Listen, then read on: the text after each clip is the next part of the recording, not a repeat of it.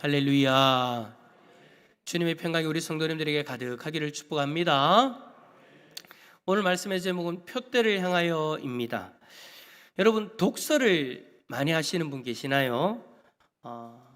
대부분의 사람들이 여러분 독서를 왜 많이 하는지 아십니까? 여러 이유들이 있겠지만 대부분의 사람들이 독서를 하는 이유가 뭐냐?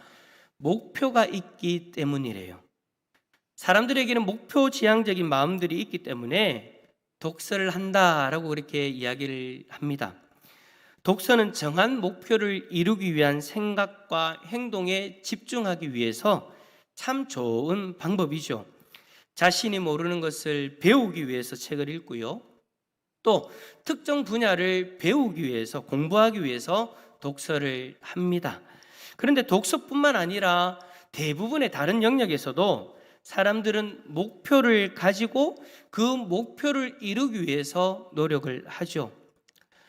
정신의학자 아들러는 인간을 이해하는 데 있어서 인간의 힘의 원천보다는 인간이 추구하는 목표를 더욱 중요하게 여긴다라고 이렇게 이야기를 했습니다. 그는 인간에게, 자신에게 중요하다라고 지각된 목표를 향해서 나아가는 인간이 그러한 존재다라고 그렇게 본 거예요. 그래서 아들러는 행동의 원인을 이해하는 것을 집중하는 것이 아니라 그 행동을 하는 목적을 이해하기 위해서 연구했다라고 그렇게 이야기를 합니다. 즉, 모든 행동에는 목적이 있고 설명하기 어려운 행동도 일단 그들의 무의식적 목표나 목적을 알게 되어지면 그 사람을 이해할 수 있다라고 그렇게 이야기를 해요. 그러니까 오늘 이 자리에 우리가 나온 것도 우리들 안에 뭐가 있다라는 거예요. 목표, 목적이 있다라는 것입니다. 여러분, 오늘 이 자리에 왜 나오셨습니까? 어떤 목적으로 나오셨습니까? 하나님을 예배하기 위한 목적이죠. 그런데 하나님을 예배하기 위한 그 목적 안에도 여러분들이 개인적으로 바라는, 개인적으로 목표하는 것들이 있을 수 있겠죠. 제가 여러분 아들러가 어떤 신앙을 가졌는지, 어떤 삶을 살았는지는 잘 모릅니다. 그냥 인간을 연구하는 심리학자이다 정도. 그리고 아들러의 이러한 연구가 오늘 이야기하는 이 목적에 관련되어서만큼은 좀 그럴듯하다라는 그런 생각을 하게 되어지는 거예요. 여러분, 오해하지 마십시오. 아들러가 주장한 모든 부분들을 받아들인다, 김옥일 목사가 아들러가 주장하는 그 모든 부분들을 받아들인다는 것을 이야기하는 것이 아니라 한 인간이 목표를 향해 가고 있다라는 것, 그것을 인정한다라는 것입니다. 그래요, 여러분, 사람은 어떤 일을 할 때든지 목표가 있어요. 목표를 정하고 목표를 세우고 그 목표를 향해 가는 것이 우리의 삶이죠. 저는 목표가 없는데요, 목적이 없는데요 라고 이야기하는 사람도 아들러가 이야기한 것처럼 마음의 심리 안에 쭉 들어가 보면 본인이 원하는 그 뭔가가 있기 때문에 이것을 한다라는 거예요. 지금도 여러분 왜 회사에서 일을 하고 있습니까? 왜 사람을 만나고 왜 무엇을 배우고 계십니까? 여러분, 우리가 그것을 가만히 생각해 보면 내 안에 목표가 있다라는 거예요. 그걸 세우고 그것을 향해서 열심히 달려가는 거죠. 이처럼 여러분, 우리의 삶에서 어떠한 행동을 하든지 목표가 있듯이 우리의 신앙에도 목표가 있습니다. 신앙생활을 하는 목표, 여러분 무엇입니까? 무엇을 이루기 위해서 여러분들은 신앙의 길을 걸어가고 계십니까? 오늘 아마 여러분들 예배 나오실 때에도 믿지 않는 사람들이 어찌 보면 눈치를 줄 수도 있어요. 회사 직장 동료들이 여러분들에게 눈치를 줄 수 있어요. 그럼에도 불구하고 여러분들이 신앙의 이 길을 고수하고 끝까지 지키고 있는 이유는 여러분들이 뭔가 마음에 목표하는 것이 있기 때문에 그것이 가능한 것이죠. 무엇을 이루기 위해서 여러분들은 지금 신앙의 길을 걸어가고 계십니까? 어떤 분은요, 하나님 앞에서 복을 받기 위해서, 복을 받고자 하는 그 목표를 가지고 있을 수도 있고요. 어떤 분은 부모님이 하도 교회 가라고 하니 어쩔 수 없이 부모님께 효도하는 것을 목표로 이 자리에 앉아 계시는 분도 계실 거예요. 또 어떤 분은 자신의 문제를 해결받기 위해서, 또 어떤 분은 자신의 삶을 위해서 그렇게 신앙생활을 하고 있는 분들이 계신다라는 겁니다. 그래요, 우리는 각자 그 목표를 가지고 신앙을 가지고 살아갑니다. 바울도 마찬가지였어요. 바울도 여러분 신앙생활을 할 때 자신의 목표가 있다라고 그렇게 말을 하는데, 저는 오늘 본문에 나오는 이 바울의 이 모습을 보면서 이 사람은 과연 목표에 대해서, 자신이 가지고 있는 목표에 대해서 어떠한 태도를 가지고 있는가를 보게 되어집니다. 여러분도 각자의 목표가 있다고 했는데, 여러분은 그 목표 앞에서 어떠한 태도, 어떠한 자세로서 살아가고 계십니까? 저는 여러분, 이왕 우리가 신앙의 목표를 갖는 거, 그 목표를 향해서 바울처럼 행동했으면 좋겠습니다. 바울과 같은 모습으로 그 목표를 향해서 달려갔으면 좋겠습니다. 소극적인 사람은 자신의 목표가 있는데도 불구하고 되면 되고 아니면 말고라고 그런 어떤 소극적인 모습으로 신앙생활을 하죠. 적극적인 사람은요, 이런 부류의 사람은요, 자신의 목표를 향해서 최선을 앞뒤 좌우 안 가립니다. 돌아보지도 않습니다. 무조건 앞으로 쫙 나아갑니다. 정말 열심히 하죠. 아마 여기 계시는 분들도 다 아마 모양이, 그런 어떤 목표를 향한 태도가 다 다르실 거예요. 어떤 분들은 소극적, 어떤 분들은 적극적. 여러분, 바울은 어떤 모습이었을까요? 소극적이었을까요? 적극적이었을까요? 물어보는 거예요. 소극적일까요? 적극적일까요? 적극적이에요. 바울은 아주 적극적이었어요. 여러분, 바울은 여러분들이 잘 아시는 것처럼 언제나 적극적인 사람이었어요. 예수님을 만나기 전에는 율법의 열심으로 살았던 사람이고, 그 열심을 가지고 그리스도인들을 핍박하고 그리스도를 믿는 사람들을 잡아가지고 죽이기까지 했던 사람이 바로 바울이었어요. 예수님을 만나고 나서는 자신의 생명을 걸고 복음을 전하는 그런 열심을 가진 적극적인 그런 신앙인이었죠. 바울은 오늘 우리가 읽은 5절의 말씀에서 달려간다라는 표현을요, 여러분 오늘 본문에서만 2번이나 하고 있습니다. 5절이라는 이 짧은 본문 속에서 자신의 목표를 향해서 달려간대요. 걸어가는 것도 아니고요, 걷다가 뛰다가 쉬는 것도 아니고요, 달려간대요. 아주 열정적인 그 모습을 오늘 이 5절의 말씀에서 자신의 모습을 보여주고 있는 거예요. 근데 여러분, 이 달려간다는 말은요, 말 그대로 어떤 거냐, 육상 경기자들이, 육상 선수들이 꼬린 지점을 향해서 전력 질주를 하는 거예요. 바울은 그렇게 전력 질주를 내서 자신의 목표하는 그곳을 이루겠다라고 이렇게 고백하고 있는 거죠.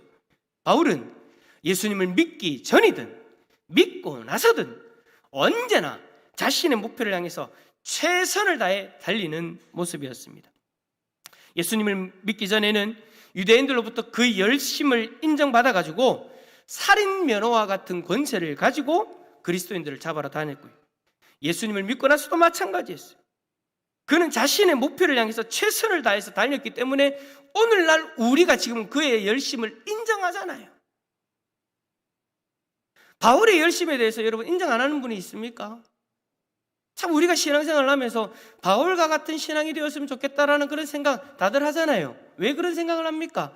그 바울의 열정, 복음을 위한 그 바울의 열정, 자신에게 주어진 그 사명에 대한 그 열정, 그 열정을 우리가 지금도 2000여 년이 지난 지금도 우리는 그 바울의 열정을 인정하고 그렇게 그 바울의 열정을 닮고 싶은 거예요.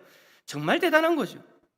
여러분, 우리가 이왕 신앙생활 하는 거 바울과 같이 열심히 목표를 향해서 달려야 되지 않겠습니까? 바울은 이 목표를 표대다라고 그렇게 표현을 하고 있는데, 우리들도 이 표대를 향해서 달려봤으면 좋겠습니다. 또 이렇게 이야기하면 또 원도 권사님 또 아이고 내가 무릎이 아파서라고 이야기하실 수 있는데, 그런 달려가는 게 아니잖아요. 신앙의 열정을 가지고 하나님이 우리에게 주신 그 목표를, 우리가 각자 가지고 있는 그 목표를 향해서 달려가는 거죠. 이왕 믿기로 결단하고 이 자리에 있다면, 이왕 하나님의 백성으로서 신앙을 가지고 살아가고 있다면 이 신앙의 표대에 도달해야 되지 않겠습니까? 한번 예수 믿는 분에게 한번 물어보세요. 표대에 도달하고 싶습니까? 한번 물어보세요. 시작. 딱 지금 표정을, 옆에 있는 분의 표정을 보세요. 갈 끼인지 말 끼인지 한번 보세요. 지금 표정 딱 보면. 근데 여러분, 우리가 그렇게 달려갔을 때 문제는 이거예요. 그렇게 열심히 그 표대를 향해서 달려갔는데 그 목표가 올바르지 않다면 이게 이제 문제가 되는 거예요. 여러분 바울을 보세요. 제가 앞에서도 이야기했다시피 바울은 예수님을 믿기 전에도 표대가 있었다, 목표가 있었다라고 했는데 그 목표는요, 잘못된 목표였어요. 잘못된 표대를 가지고 있었고 그 잘못된 표대를 향해서 열심으로 달렸죠. 바울은요, 여러분, 예수님을 믿기 전에도 확실한 신앙이 있었던 사람입니다. 어떤 신앙입니까? 하나님에 대한 신앙, 하나님의 일을 하겠다라는 그 신앙을 가지고 예수님을 핍박한 거예요. 그 신앙을 가지고, 그 열심을 가지고 예수님을 믿는 사람들을 잡아 죽이고 감옥에 가두고 핍박한 거예요. 그것이 하나님의 일을 위한 것이다라는 그 표대를 세워졌고 그 표대를 향해서 열심히 달린 거죠. 하지만 다메섹 독상에서 예수님을 만나고 나서는 깨닫습니다. 뭐를요? 아, 내가 이때까지 잘못된 표대를 세웠구나. 내가 잘못된 표대를 향해서 달려갔구나 라는 것을 깨달은 거예요. 그래서 어떻게 합니까? 자신의 그 표대를 수정합니다. 자신의 잘못된 표대를 내려놓고 예수 그리스도를 만나서 올바른 표대를 세우고 그 표대를 향해서 달려가는 거예요. 여러분, 바울이 그런 실수를 했다면 우리도 그런 실수할 수 있겠죠. 제가 앞에서 우리가 가지고 있는 신앙의 표대를 한 몇 가지 예를 들어서 이야기를 했습니다. 우리 신앙의 목표가 이거이지 않습니까? 라고 여러분에게 몇 가지를 설명해 드렸습니다. 근데 여러분, 혹시나 그 표대들 중에, 제가 앞에서 이야기했던 그 표대들 중에 여러분의 표대가 그 안에 있다면 오늘 한번 바울의 표대와 여러분의 표대를 한번 좀 비교해 보시고요, 나의 표대가 과연 지금 올바른 표대인가 한번 점검해 보았으면 좋겠습니다. 바울이 여러분 그런 고백을 하지 않았습니까? 나는 죄인 중에 괴수다. 그 괴수다라고 그렇게 고백한 그 이유 안에는요, 이전에 자신이 잘못된 표대를 세우고 열심히 달린 모습도 포함되어져 있는 거예요. 내가 그런 괴수였다라고, 나는 그 잘못된 표대를 향해서 정말로 죽지 살자 달렸던 그런 괴수였다라고, 그렇게 그 내용이 그 안에 포함되어져 있는 거예요. 여러분, 잘못된 표대를 세우고 신앙생활 한다고 열심히 달려가면은요, 바울처럼 완전히 헛다리 짚는 겁니다. 우리를 부르시고 우리에게 믿음을 주신 하나님은요, 우리가 함께 바라봐야 할 표대를 세워 주셨어요. 그런데 제가 앞에서 예를 들었던 그 표대의 예들은요, 죄송하지만 하나님이 세우신 것이 아닙니다. 세속적인 복을 받기 위해서, 나의 문제를 해결받기 위해서, 자신의 유익을 위해서 등등의 그 이유들은 내가 임의로 세운 표대이지 하나님이 우리에게 세워주신 표대는 아니라는 거예요. 그 표대를 향해서, 우리가 임의로 세운 그 표대를 향해서 우리가 신앙생활을 하면은요, 어느 순간 우리는 하나님이 원하지 않는 곳에 서 있을 수도 있습니다. 우리가 한평생 열심히 달려갔는데 나중에 뭐라고 얘기하느냐? 여기가 아닌가벼! 해버린단 말이에요. 그런 안타까운 일이 일어나면 얼마나 허무하겠습니까? 우리는요, 우리를 부르시고 우리에게 믿음을 주신 하나님이 세워두신 그 표대가 무엇인지 똑바로 알고 그 표대를 향해서 열심히 달려가야 됩니다. 저는 하나님이 우리에게 세워두신 그 표대가 바로 본문에서 바울이 고백하는 그 표대라고 저는 믿습니다. 자, 그렇다면 바울이 이야기하는, 바울이 열심히 달려갔던 그 표대, 우리가 그리고 그 열심히 함께 달려가야 될 그 표대, 여러분 그 표대는 무엇인가 알아봐야 되겠죠. 자, 12절 말씀에 그 표대가 무엇인지 한번 읽어봅시다. 시작. 내가 이미 얻었다 함도 아니요.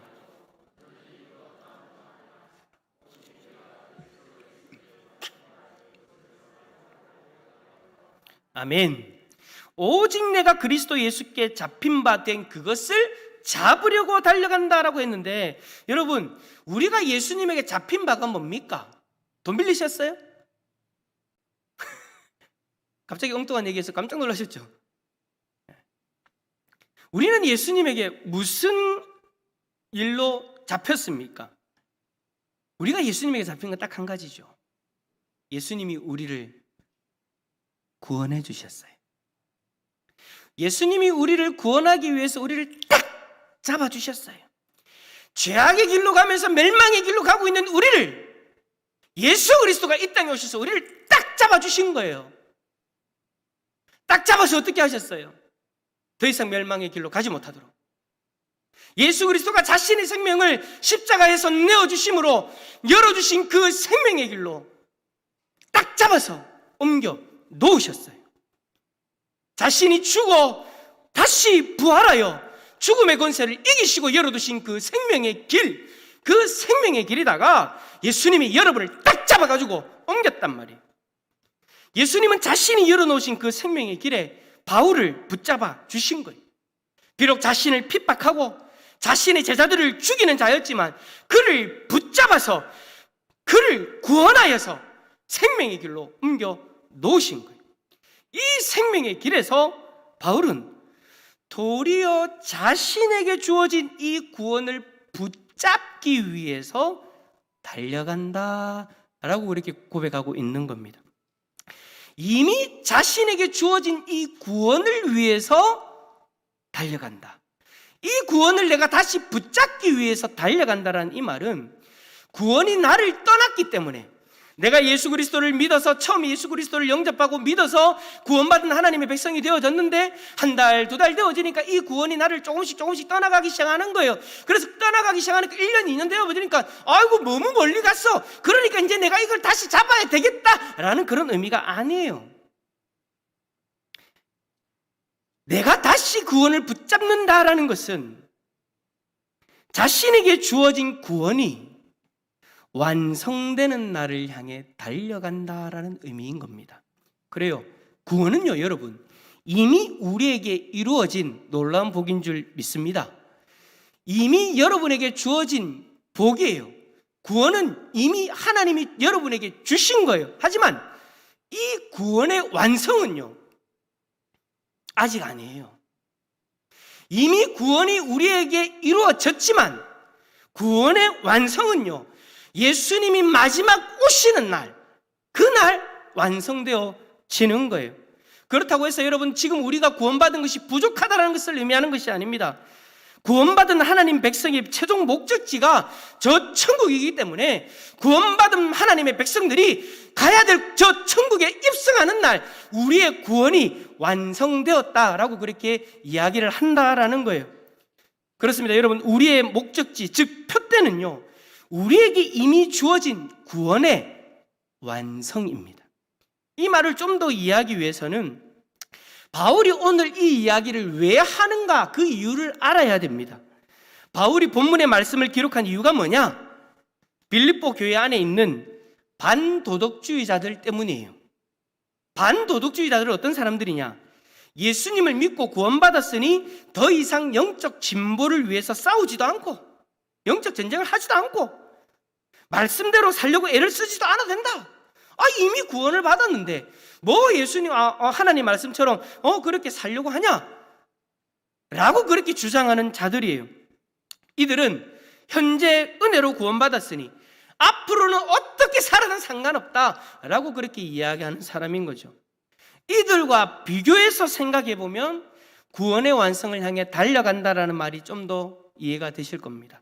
성도들은 자신에게 은혜로 주어진 구원에서 만족하고 멈추는 것이 아니라 이미 주어진 자신의 구원의 완성을 위하여 부단히 노력해야 된다라는 거예요. 우리는 우리를 구원하신 예수 그리스도를 닮기 위해서 영적 전쟁을 치러야 됩니다. 사단이 와서 미혹하면 그래 나는 뭐 구원받았는데 하고 픽 쓰러지는 것이 아니라 나는 구원받은 하나님의 백성이기 때문에 저 구원의 완성을 향해 달려가는 사람이기 때문에 나를 미혹하는 그 사단의 미혹 앞에서 싸워야 된다는 거예요. 누군가가 나를 건드려도 누군가가 나를 자꾸 미혹해도 넘어지지 않고 그 미혹들을 뿌리치고 하나님의 말씀대로 살기 위해서 애를 써야 된다는 거예요. 말씀에 순종하여서 하나님을 사랑하고 이웃을 사랑하기 위해서 애를 써야 됩니다. 이 모습이 구원받은 자가 주님이 우리 안에 우리가 주님 안에 거하였다라고 이야기할 수 있는 거죠. 예수님도 그렇게 이야기하셨잖아요. 구원받았다고 긴장 다 풀고 마음대로 살 것이 아니라 구원받았으니 이 구원이 완성되는 날을 향해서 지속적으로 정진하는 그 자세를 가져야 된다라는 것을 지금 바울이 이야기하고 있는 겁니다. 신앙을 가졌다면 이 표대가 우리 안에 올바로 서 있어야 됩니다. 세속적인 복을 받기 위해서, 나의 문제를 해결받기 위해서, 자신의 유익을 위해서 등등의 이유는 내가 임의로 세운 표대이지 하나님이 우리에게 주신 표대는 아니에요. 하나님이 우리를 위해 세워주신 표대는 바로 구원의 완성입니다. 그래서 이 표대를 향해서 달려갈 때에 우리가 가져야 되는 마음가짐들이 있어요. 두 가지 짧게 한번 봅시다. 첫 번째 마음가짐은 뭐냐? 내가 잡은 줄로 여기지 않는다라는 겁니다. 13절 말씀 한번 더 읽어볼까요? 13절입니다. 시작. 형제들아,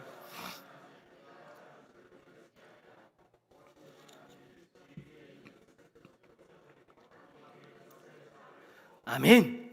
바울은 이미 구원받은 자입니다.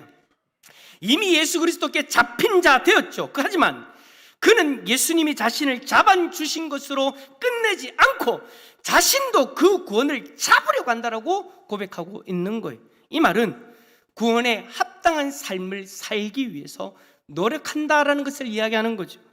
이미 구원이 우리에게 주어졌지만 아직 완성되지는 않았잖아요. 천국 가야 완성된다니까요.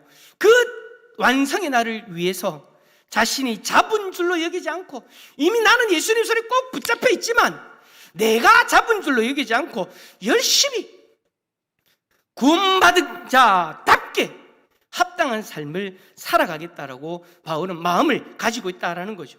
두 번째 마음가짐은 뭐냐? 뒤에 있는 것은 잊어버리고 앞에 있는 것을 잡으려 한다입니다.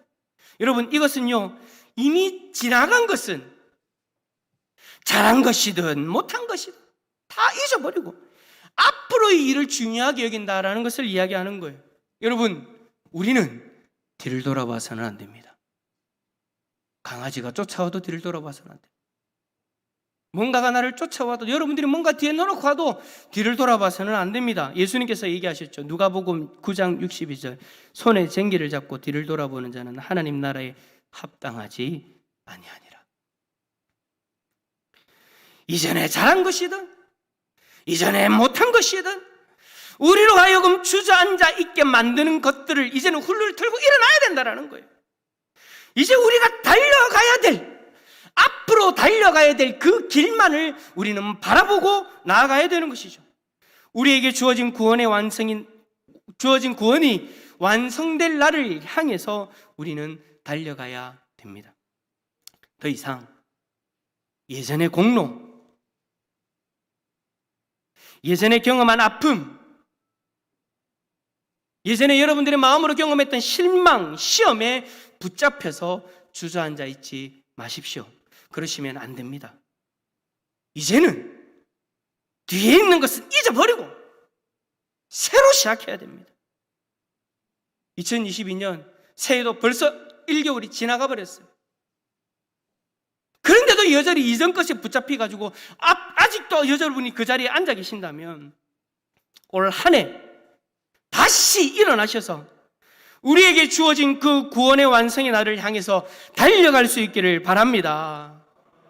사랑하는 성도 여러분, 우리는 바울을 본받아 표대를 향해 달려가야 됩니다. 우리에게 주어진 구원을 완성하는 날을 향해서 달려갈 그 시간이 얼마 남지 않았어요. 지금도 1초 지날 때마다 1초 그날은 다가오고 있어요. 언제까지 과거에 연연하며 그 자리에 주저앉아 계시겠습니까? 이미 주어진 구원에 만족하고 그 자리에 앉아 계시면 안 됩니다. 우리는 계속해서 그 날을 향해 달려가야 되는 그리스도인입니다. 이제 일어나십시오. 그리고 함께 표대를 향해서 달려가는 우리 모든 대산의 가족들이 다 되시기를 예수 그리스도 이름으로 축원합니다.